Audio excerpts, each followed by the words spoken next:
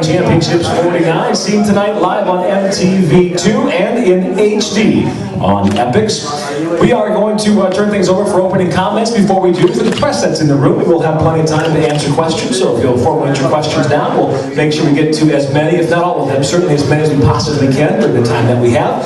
For those joining us in the live stream, we welcome you as well to Caesars Atlantic City, the site for Bellator 49, and we'll be back here a couple more times here in season number 5 as well. We'll comment more on that a little bit later.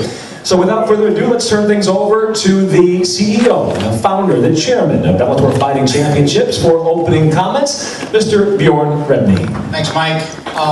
First and foremost, I'd like to thank Caesars for having us and hosting us here again. It's a gorgeous casino, a spectacular group to work with. I've said it many times, but when you're doing a show every single week and you're traveling around the country with 4 or 5 semi-trucks and the kind of stuff that we roll in and roll out, to have a group like Caesars work with you that understands the game, understands television, promotes the show like they did, and have the kind of billboard support radio and television that they did was just spectacular. We will be back here on October 15th. We will be back here again on November 26th as well in a fight that I'll talk about in just a second. But just a great group of people to work with. A very exciting night for us. Tonight was the first night where 2 hours worth of what were really spectacular preliminary fights were aired live, streamed on Spike.com.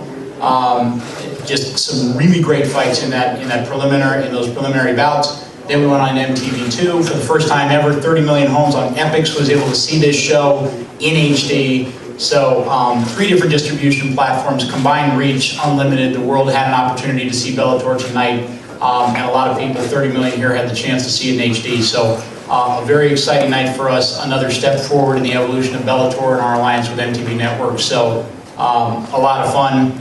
The fighters that joined me up here, Douglas Lima came into this organization with a great deal of fanfare, probably the #1 prospect in the world at 170 pounds, faced a very tough 14-2 Steve Carl, came out on the winning end of that fight. A big congratulations to Mr. Lima. Great work, good fight. We'll look forward to seeing you again in a month.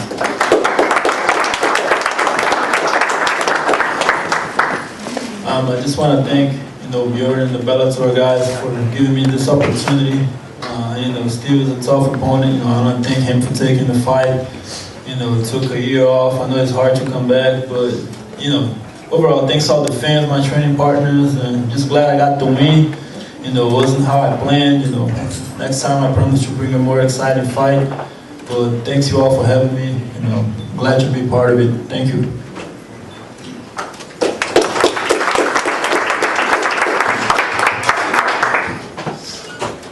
I just want to thank Bellator and Caesars, everybody here, and I'm glad that me and Doug got out there and put on a great show. It's been a long time since I've been in the cage, and I had a lot of fun. It was really good to be back in there, especially against a top fighter like Douglas Lima, and we both put on a great show, and I'm really happy.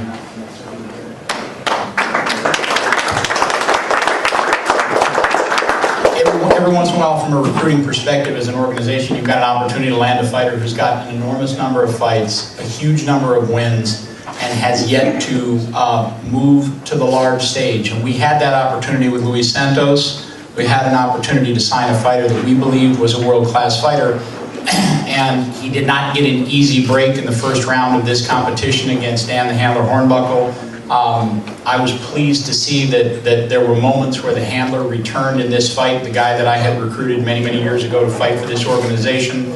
But Luis Santos showed us that he is a very, very talented fighter. Those leg kicks are a terrifying sight for anybody that's got to get inside the cage with him. So big congratulations to Luis Santos on a big win.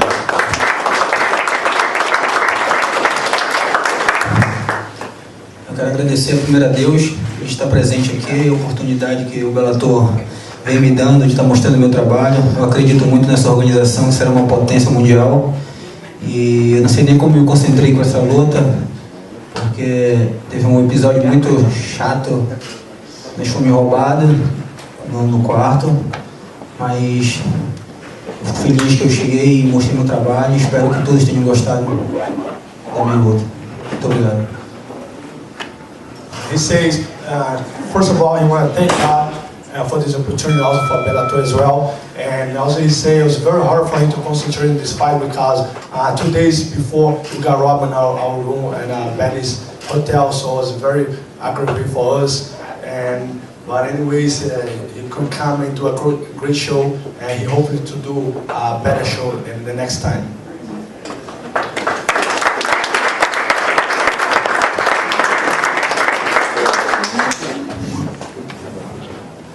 Thanks to the New Jersey Athletic Commission. This was awesome.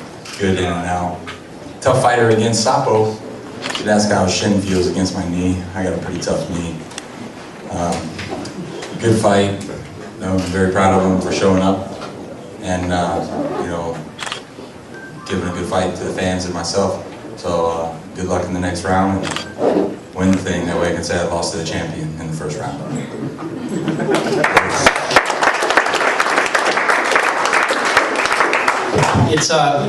It always kind of surprises me when I listen to some people in the sport of mixed martial arts talk, and they won't talk about or don't talk about other fighters and other organizations that they get a huge kick out of watching. For many, many years, I was a big fan of my man sitting a couple of seats down to my left, and Saunders. He brings it in every single fight. He's fun to watch, win or lose. Just a very, very exciting, very aggressive, very violent fighter. Who has a great charm about him outside the cage and a great amount of violence that he brings inside the cage. So a guy that I'm thrilled to be having fighting for our organization. He's put on a couple of great shows for us. I'm looking forward to the third of those great shows. But a big congratulations to Ben Saunders on a big win tonight.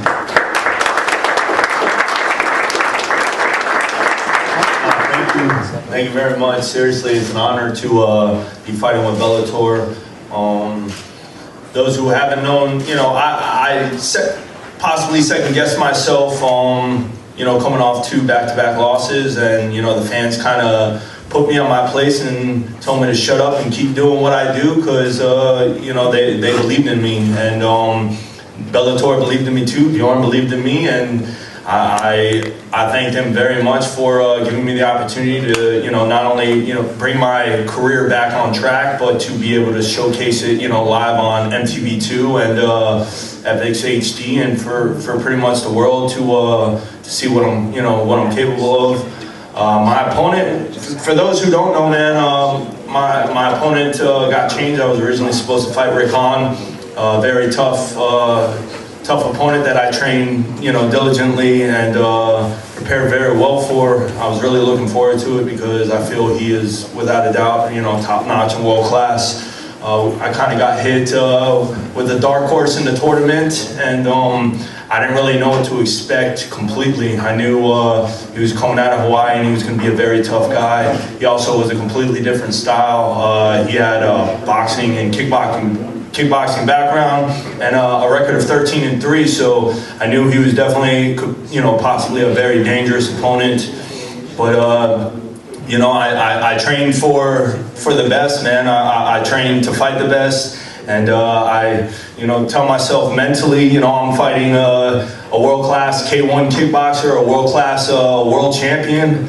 And, you know, go out there and do what I do, you know, impose my will, put the pressure on them, immediately let them know that they're in a fight, and, you know, if they're able to stay with it and come out on top, then my hat goes off to them. If they're not, then they cave. You know, I'm just trying to go out there and, above all, put on an exciting performance, like he said, ideally brutal and sometimes disgusting, bloody, whatever. I mean, me as a fan, personally, I think that's the entertainment I look for whenever I watch a fight. So I try to go out there and make it happen for you guys. Thank you.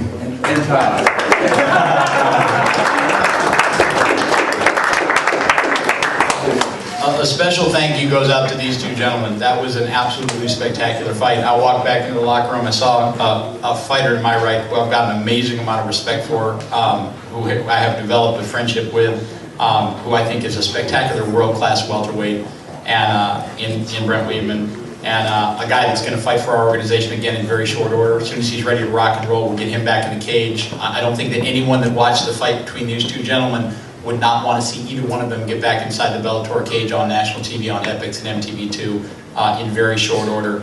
So, you know, a huge congratulations to Chris Lozano. Came out for us, looked like $1 million against Yoshida about a year and 2 months ago.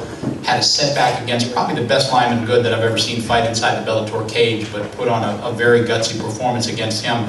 And then came back here and looked like the fighter that we thought we had signed, a guy that we thought had the potential to be one of the best in the world. And against a world-class fighter in Brent, Weedman, put on a spectacular performance tonight. So Chris, big congratulations to you. Whatever you are doing, my friend, keep it up for the next month until the next round, and then see what happens after that. But just a spectacular performance.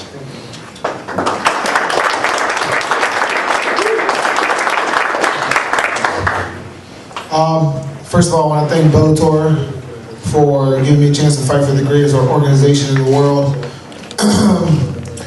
It's a dream come true, man. Any fighter in my position who would get to wake up every day and have this be his job knows that, you know, this is the greatest job in the world. I want to thank Brent Weedman for the best fight of my life. In the streets, legal, illegal, he's the toughest guy I ever fought in my life. I lost to Lima good because I'm not making no excuses. Lima beat me that day, but I wasn't the fighter that I know I can be. There were some setbacks and things that went on, but even though I won tonight, I still believe that Brent Weedman is the toughest guy I ever fought, and that includes anybody I've ever lost to. I just showed up tonight. I understand at this level of the game you have to be tip-top. Everybody here's got talent. You know, I was kind of surviving on my talent for a while, and I realized when I got to Bellator that these are some of the best guys in the world at what they do, so now it's going to take a lot more than just my talent. So I got in the gym with my coaches. I want to thank my team, my coaches, Strong Style Martial Arts in Cleveland, Ohio. We sat down, they broke my game down, everything, and we just got the training. I learned judo, I learned Muay Thai, I learned so many different things, man, I added to my game, and I was able to put them on display, and all that just goes back to my team, Strong Style Martial Arts, and my teammates for getting me ready. And I'm blessed, man. I don't know what you guys believe in, you know, I believe in God, and I believe that I'm so blessed, and to be here is a dream come true, to be part of the greatest organization in the world. I'm just totally honored, and I want to thank Bjorn. I want to thank everybody part of Bellator, the fans especially, everybody for this time in my life and opportunity. I'm grateful. Thank you.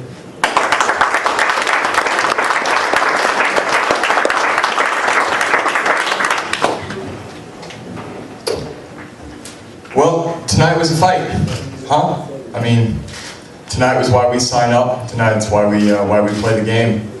I fell short tonight. I feel like I made more mistakes than I did, you know, things right. But my biggest mistake is that it doesn't matter how many months I train for this. Sometimes that cage door closes, and I mean, we might as well be out by the swing sets. I mean, it's just a fight, and that's what I like to do. And I'd like to thank my wife above everybody. You know, we were back in the locker room, and she said, "Brent, shut up. Sometimes you lose. And you're going to get right back in the gym, and you're going to do it again." And she's right. And, you know, the brass tacks is, what'd you guys think? You guys had a good time watching fights tonight?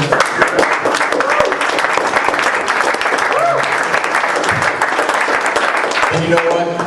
I can live with that. I talk a big game about being a martial artist, and it's easy to play this martial arts game when you're winning and, you know, sound like this cerebral, that's the word that you guys like to use. I like that word because it means I'm just up in my head. It doesn't necessarily mean I know anything, I'm just up in my head, so I'm cerebral. But I gotta tell you, coming off of a loss, I'm sticking to my guns. I'm still a martial artist, and it's still about getting back and focusing on my mistakes and focusing on what needs to be improved. Yeah, I had a great time tonight. Yeah, it's fun getting punched in the face sometimes. You guys should try it sometimes. Amen. Thank you.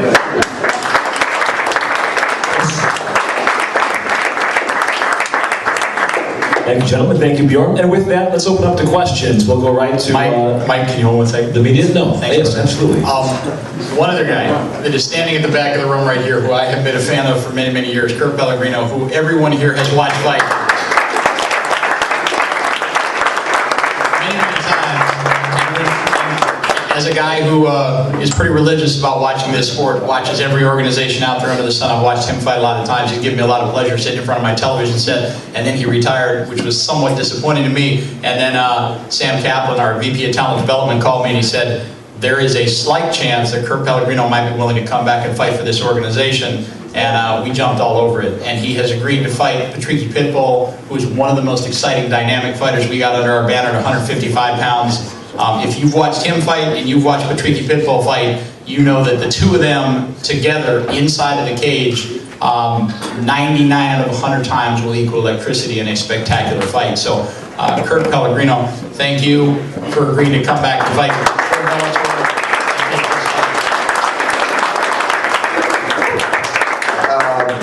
Thank you very much. Sorry to make everyone turn around and look at me. I should have spoke up there. I'm very excited to be fighting. I was telling a lot of people kind of asked, like, what made you come out? I said, well, Sam actually texted me, did you want to fight this guy? And I wasn't thinking anything of it. I was like, yeah, sure. And then like a day later, he's like, yeah, the guy said no. And my wife was like, are you really thinking about like fighting again? I was like, I was kind of just fooling around with it. You know, just kind of sitting on the couch with my son, and he kind of like looked at me, headbutted me. I was like, yeah, sure. Did a little why, you know?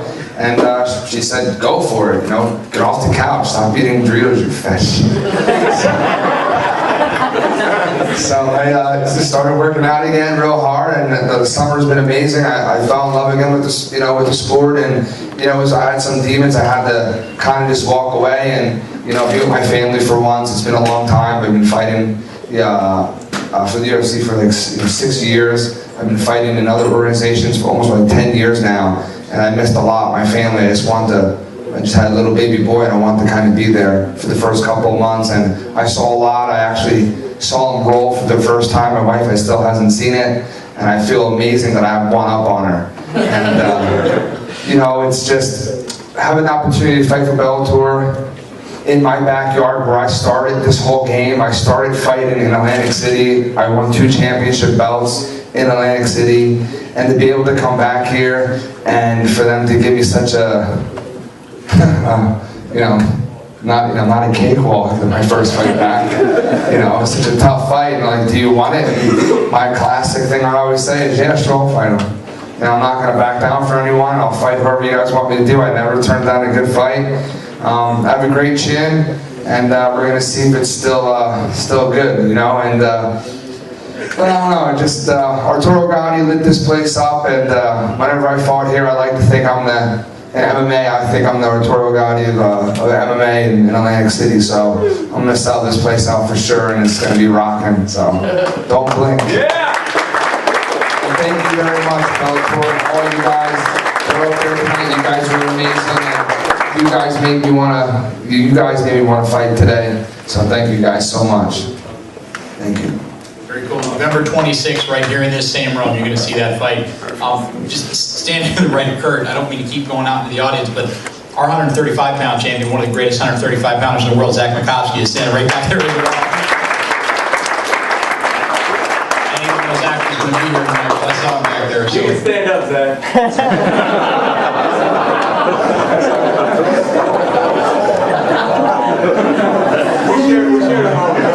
How about a welterweight super fight? Hornbuckle Makovsky.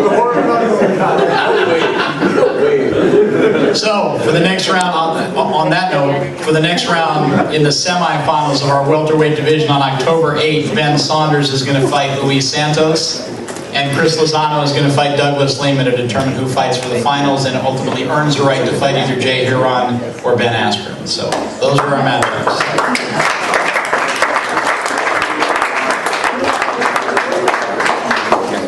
Bjorn, thank you. So there's your matchups for the semifinal round. Let's move it to the audience. Gentlemen, ladies, we'll take the questions. We'll start here in the front row.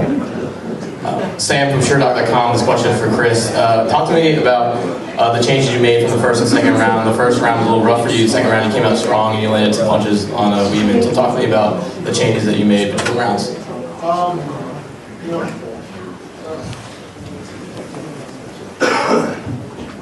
Yeah, the changes I made was my coaches told me that I had to sit down a little bit more and you know, kind of just take my time with him instead of rushing in. I rushed in and I got caught, and you know, just the way that Brent fights, we have been preparing for that, and I kind of got away from the game plan that we were preparing for, and it just kind of reminded me of the game plan, and I just got back to it. So second round, what you saw when I came out was what we had been preparing for. I just kind of got away from it in the first round and got caught.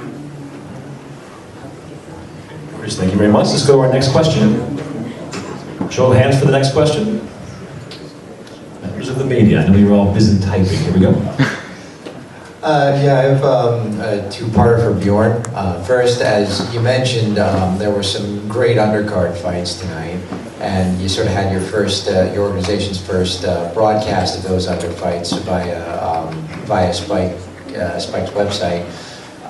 Is there any chance with your current broadcast deal with MTV2, or perhaps a future one with Spike, that you would be broadcasting some of those undercard bouts on television?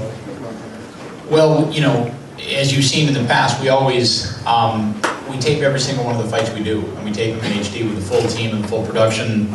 So, you know, any and all of them could make TV, any and all of them could make TV later, and, you know, we've done that. We did that last season a couple of times. So, right now with the distribution partnership we've got underneath that spectacular banner, I mean, you know, I've worked in fighting sports for a lot of years in production, putting on shows, putting on events, etc. I've worked with a lot of different groups, but the MTV Networks group has just been spectacular with us. You know, the start out in MTV2 and then moved to Epix for HD and 30 million homes, and now Spike.com for all the preliminary bouts. So, as I've said many times, we've been able to leverage the expertise of some very, very smart people who know this game from a television perspective, promotionally, from a marketing perspective, and advertising better than really anybody in the world. I mean, much of the reason that we're all sitting here today is because of what Spike did starting in 2005.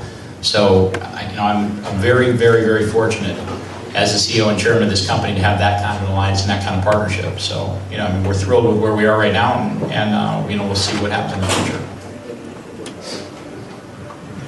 Bjorn, thank you. Let's go to our next question. Go to the back of the room. Go ahead, sir. Hey, it's JJ from the MMA and Sports Extreme Show. It's awesome that you're giving all these athletes a chance for the proving ground to create a career, but also now with some of the superstars from other organizations that may have left those organizations not going to reprove themselves in your tournament system. It's something that I'm getting a lot of tweets and Facebook messages back that people are really appreciating that, especially fans of Ben and Mr. Pellegrino. You're getting a lot of fans, especially locally here, that are going to be coming back. Last time I asked you a question, are you coming back to Caesars? Now you're coming back twice. So you seem to be really building a little home here in New Jersey. So the question is, are you really happy here and going to continue to look in the future beyond these next two fights here in Boardwalk Hall to build this home? Because there's a lot of fan base here and there's a lot of great fighters here. Yeah, absolutely, unequivocally yes. We're back here October 15th. Eddie Alvarez is going to fight Mike Chandler in what should be a spectacular 155-pound world title fight. That is underneath the Caesars umbrella, but it's at Boardwalk, so we've got, you know, some more seats available, and we can make for a bigger crowd because I think Eddie's going to bring thousands of people with him down from Philly. Zach's actually fighting on that card as well, our 135-pound champion in a non-title fight, and there'll be some, you know, there'll be some great fights on that show. We'll be back here November 26th for Kurt's fight against Pitbull. It's just a great home. You know, you think fighting sports and you think Las Vegas, you think Atlantic City, they jump out at you, and you think fighting, you think Philadelphia, but the close proximity of those areas, I mean, it's just, this is a natural home for fighting sports, and we've got this incredible alliance with the guys here at Caesars who just get it. We've set up that great dynamic where they're benefiting from it, we're benefiting from it, it's a win-win. They want us to come back, we want to come back. And like I said, you're doing a show every single week. To be able to go somewhere where people get it and they understand it, they know how to set it up, they know how to, you know, anytime you're doing a show like this, specifically where you're 4 hours live, whether it's streaming on Spike.com or feeding to Epix in HD or MTV2, things happen, things go wrong. And when you're around consummate professionals who get it and have done it for years, it just makes your life infinitely easier. And they're a pleasure to work with. So it just, we will be back here as much as they will have us. Thank you, Bjorn. Let's go to our next question. Go right ahead. Shane from Sherdog, this is for Bjorn. Any venue decided on for the semifinal bouts? We should be making an announcement on Monday, and it's the last date that I think the last date we haven't announced is the October 8th date. So, and that's when this, the next round of this competition that you saw unfold tonight is actually going to happen. So hopefully, knock on wood, we'll be announcing it on Monday. Our next question.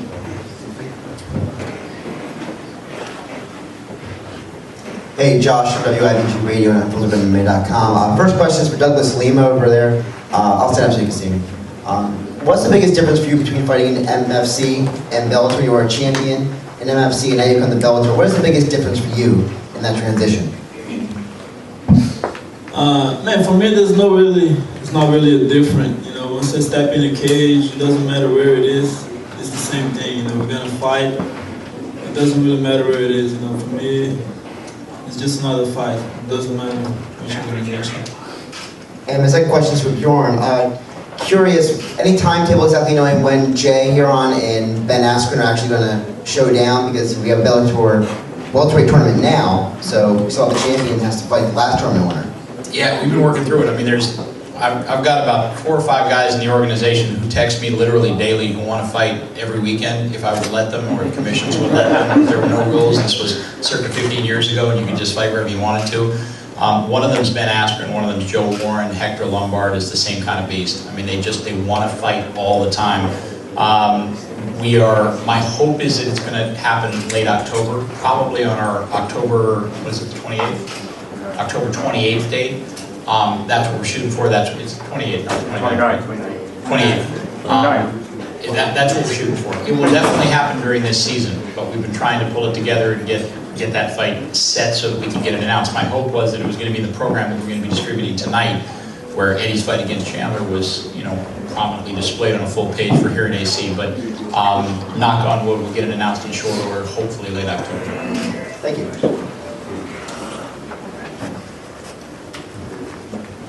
Thank you very much. Let's go to our next question. Questions from Bjorn. Bjorn, your middleweight champion Hector Lombard just recently fought outside of the Bellator organization.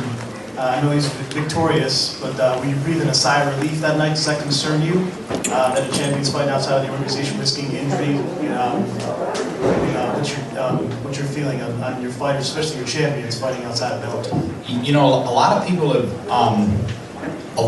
have thought that we were nuts about a couple of things. One was allowing fighters to fight out of the organization, and another was super fights. Why would you allow guys to fight in fights where the title wasn't on the line? Or why would you allow Hector Lombard or Eddie Alvarez or any number of different fighters we have under contract to fight outside of this Bellator organization? And it's just, I came from an agency position in this. I wasn't like born and raised in this industry as a promoter. I used to represent fighters. And I used to represent athletes. Athletes want to play, fighters want to fight.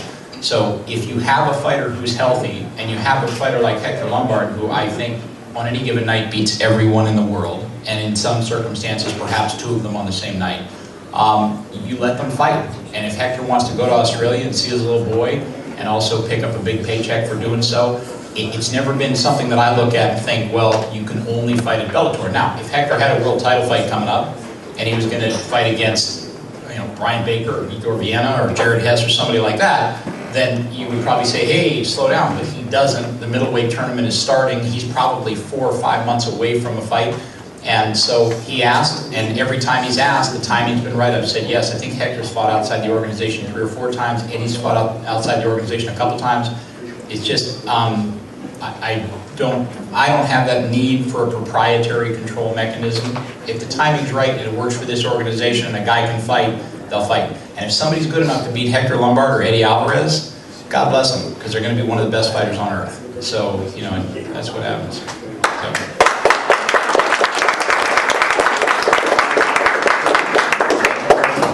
Thank you, Bjorn. Next question, if we have one. Go right ahead. This is one for Ben Saunders. I know that just speaking, you've always been very confident in your ground skills, but it's something that, at least in your more famous fights, we never really got to see.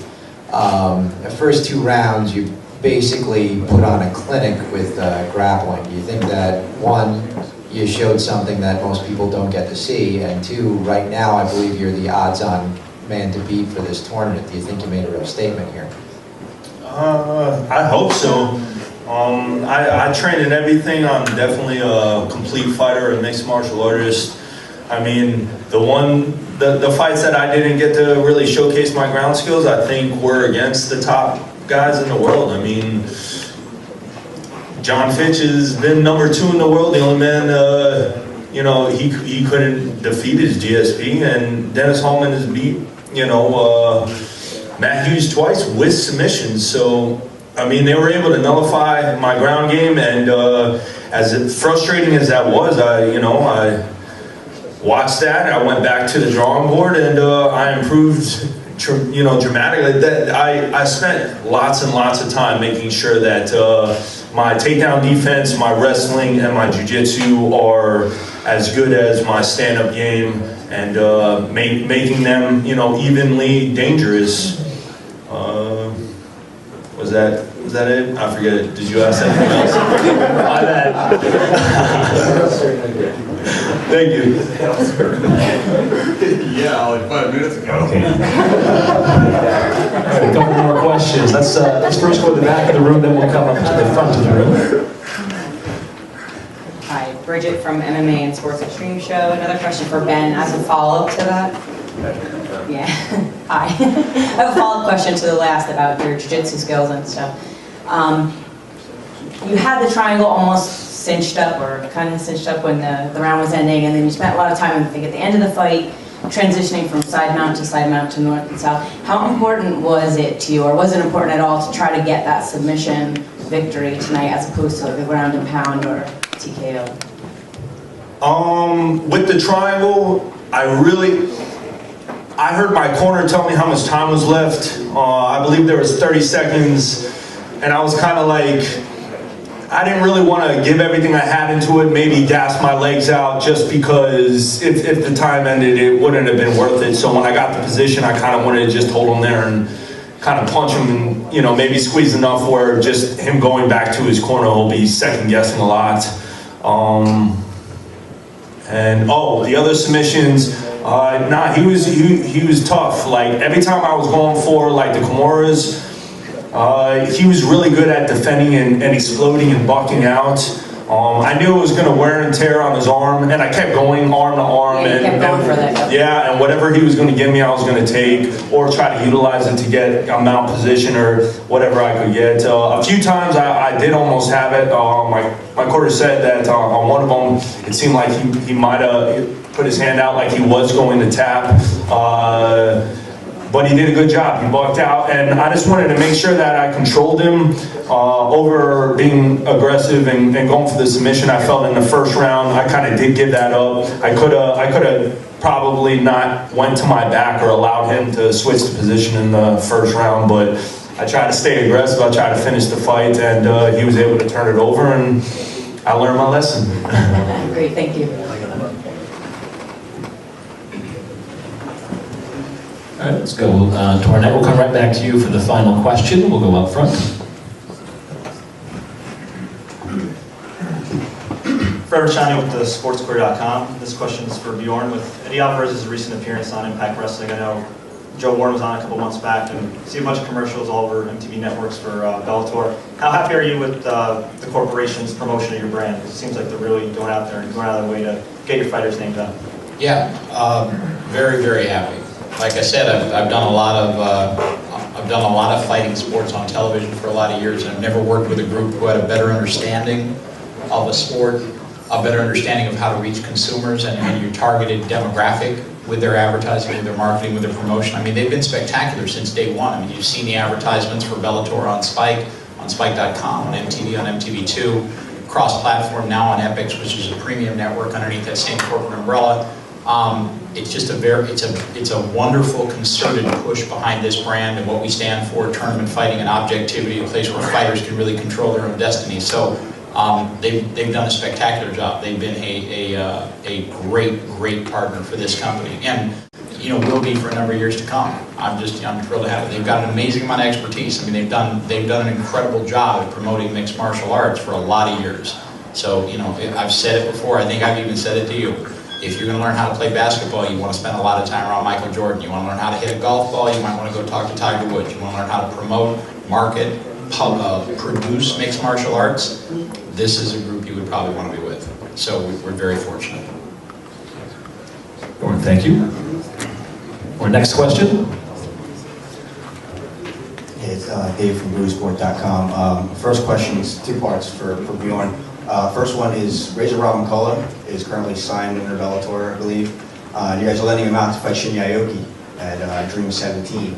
I just want to know how that all came about. And the second one also involves Shinya, is I hear rumors of Alvarez Shinya Aoki 2 in Bellator. I was just wondering, when is that going to go down? Yep. Two-part. One, the folks at Dream came to sit down at the beginning of the summer series down at the Hard Rock when we kicked off that summer series tournament that Pat ended up winning in such spectacular fashion. And they asked us about this fight coming up September 24th and asked us if we would be interested in having Razor in that fight. And I just like the fight for Rob. I mean, you know, a lot of people are counting Rob out of this fight, but Rob doesn't get submitted by anybody. Rarely. I mean, I don't remember the last time I saw Razor Rob McCullough get submitted. And yeah, never. And his stand-up game is spectacular. So from a stylistic perspective, the Aoki fight was, I thought, a great fight for Rob. And I called Rob's management and I asked him if Rob would be interested, and the response was yes, without even talking to Rob. And then Rob got on the horn with us, you know, literally 12 minutes later and was like, I'll take that fight in a heartbeat. So it was a great fight. The thought process being that Rob would take that fight, and then we took it one step further and said Eddie would love a rematch of that fight, which is kind of the one glaring loss on his record when he's really been down at 55. And we said, look, if Aoki wins that fight, could we set up a dynamic and a deal structure where Aoki would come over here to the States, fight on MTV2, Epics, and have another fight with Eddie Alvarez on US soil. And we got that deal done. So I don't want to get ahead of ourselves because I like Rob's chances in the fight, but if Rob were to lose a fight and Aoki were to win it, the next step in the direction would be a setting up an Eddie fight with Aoki here in the States. You know, will that fight go down regardless, win or lose, whether Aoki wins or loses, or Eddie wins or loses is next? You know what, we haven't gotten too hyper-specific on that. I mean, it'll be, you know, we'll have to see how the fight unfolds. We'll have to see how the fight unfolds. I like Rob's chances in the fight. I think Rob matches up stylistically really well in that fight. So we'll see what happens. But that was the thought process, is thinking 2 fights ahead. Also, if Aoki were to beat Rob, he may fight on the New Year's Eve show. So a potential Eddie Alvarez versus Aoki fight would be first quarter of 2012, probably somewhere around the February time frame or March time frame. And I cannot think of a better possible location on earth than somewhere right around this general area. So. Okay, Bjorn, thank you very much. And with that, we'll turn it back, Bjorn, to you for closing comments. Just another big congratulations to the gentlemen who I left who put on a great show for us tonight. One will see themselves in the semifinals in very short order. So a big thank you to Caesars and to our television partners at MTV Networks, Epics, MTV2, and Spike.com. So, and thank you guys. And for those in attendance, put your hands together to the fighters here at April 29th. And for those that are joining us live on the screen, we thank you also for joining us here at Caesars. We'll see you next week on MTV2 and in HD on Epics for Bellator Fighting Championships 50. The middleweights come into the quarterfinal round. We'll see you next weekend.